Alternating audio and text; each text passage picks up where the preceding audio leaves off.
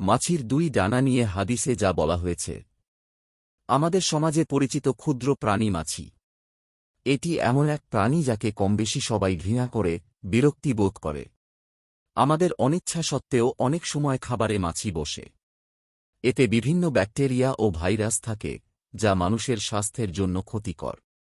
বিশ্বনবী মুহাম্মদ সাল্লাল্লাহু আলাইহি ওয়াসাল্লাম আজ থেকে 1400 বছর আগে এ ব্যাপারে আমাদের সতর্ক করে গেছেন, যা আজ বর্তমান বিজ্ঞান অবলীলায় স্বীকার করে নিচ্ছে এবং তারা স্পষ্ট দেখতে পাচ্ছে।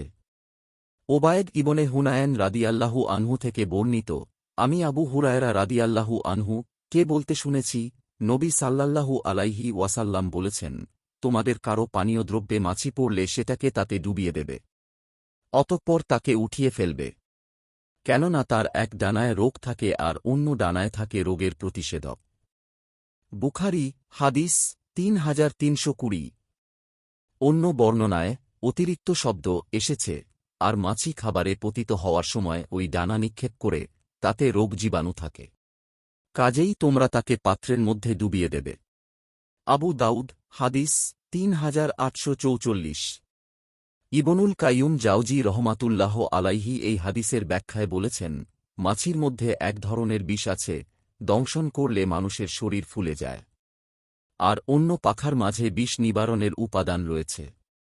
তাই রাসূল সাল্লাল্লাহু আলাইহি ওয়াসাল্লাম বলেছেন, পুরো মাছিকে এই পানিতে ডুবিয়ে দিতে।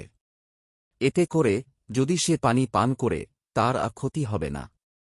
অনেক সংশয়বাদী এই হাদিস নিয়ে অনেক ঠাট্টামশকরা করেছেন যে রাসূলের হাদিস অহেতুক হাস্যকর।